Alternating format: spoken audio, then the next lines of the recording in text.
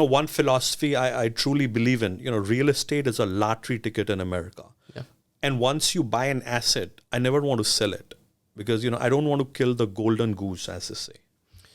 You see, I'm the same way, but I'm seeing a lot of people selling to 1031 into something big. Sure. And I'm looking into that. I'm like, they grew so fast, so much. Is there something that I don't know? Maybe I'm missing. Maybe that's the way to do it. I remember just getting into real estate investing. I'm like, why would anybody sell the real estate investment, like a rental? Why would they ever sell it? And it's like, why some 1031? Like, why not just refinance, keep it, and then move to the next one? No, that's a great point. I actually, I was part of a presentation on 1031 exchanges a couple of weeks ago. I go to a lot of different meetups. I'm part of different groups, especially for multifamily. The only reason I personally would do 1031 exchanges if I'm selling real estate in one state and buying real estate in another state, because as part of my strategy, I'm basically relocating all my investment portfolio. Yeah. People relocate, their primary residence from one state to another. If I decide to go that path, till date, I don't think I want to relocate my investment portfolio. I am at 110 doors right now in Chicago suburbs. Nice. In 2 years? Almost like, 4.5 years. Oh, 4.5. Well, 4.5 years. I mean, in 2018 you started. Sure. But how many houses you bought in 2018? Just one. That one. So, okay, we removed the property. 2018, so we start with 19. How many houses you bought in 19? So 2019 is when I started doing BRRRR strategy. In Feb of 2019, I bought my first BRRRR. It was a single family home in North Lake. And I wanted to see, hey, man, how does this work? Does it actually work? So I bought a house off of MLS. Didn't know much, but I bought it. See, the thing is, the reason investing worked for me, I'm good at acquiring properties. That's been my key focus. That's been my key. I drive all my efforts towards, how do you buy a distressed asset? So I bought the property for $95,000 using my own savings.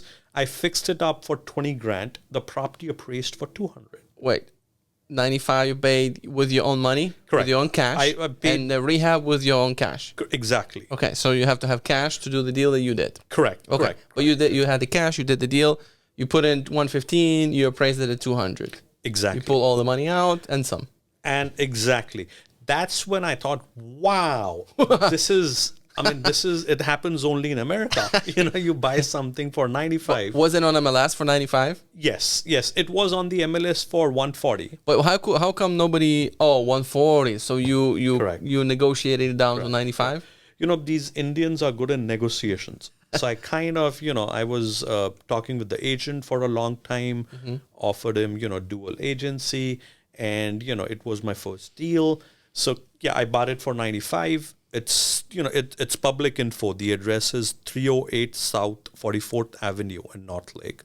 I closed on it in Feb 2019. So yeah, 4 years ago. And that's how I got started in investing. So 2019, how many houses you bought?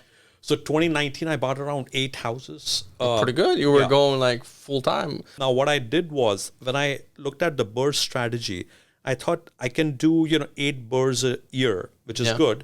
Or I could do 4 single family homes and use the same strategy on a 2 to 4 unit building. So what I did in 2020 was I did a BRRRR on a 2 unit property. I did a BRRRR on a 3 unit property. And I did a BRRRR on a 4 unit property in Oak Park. So that's how, I transitioned. And this was my full-time career by then. Okay. So now, question. Where do you have these buildings come from? What's the lead source for the purchases? Since 2019, everything has been off market. How? Everything has been mostly, through wholesalers, because off market is a big, lingo. But what does it mean? It means either through a wholesaler or I am cold calling motivated sellers, and, or I just find, like a FSBO, FSBO.com, you call the owner. Yeah, boom. but usually they're overpriced. Yeah, but you do find, I did now, not now, things have changed over the last 3 years. I used to drive a lot. I used to drive for dollars. Yes. You would see for sale signs sometimes. And yeah, most of it is overpriced, but you do find, a motivated seller every now and then. So most of from 2019, you were off market. Everything is off the market. You're not even looking at MLS. No, I still look at MLS. You have a license? Yes, I have been since 2019. Ever since I started, I say real estate is a lottery ticket. Getting access to the MLS is important.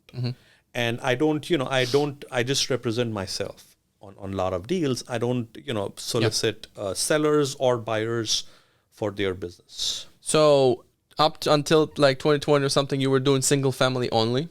2019 was single family only Burr.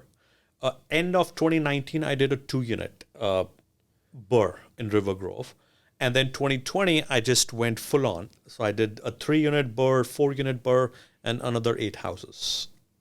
And now you only doing multifamily or single family too? So I do a single family Burrs, I do multifamily Burrs, and now multifamily is a very broad term. It's 2 to 4 units.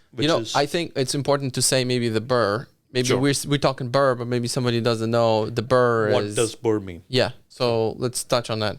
Yeah. So the Burr is you buy a property, you rehab a property, you rent a property, you refinance it, and then you repeat it. That's The goal of Burr. refinancing is pulling all the money out. And some. Yes, and then go back and do it. So how are you buying the properties now? With your own money or you're borrowing money? Not my own money, because it's impossible to scale, Right. doing 8 houses in a year with your own money. It's impossible. So I raise capital from investors. I don't give them a piece of equity. I basically, they're private money lenders. So they act as a bank. They get a first lien on the property, and I pay them a fixed monthly interest.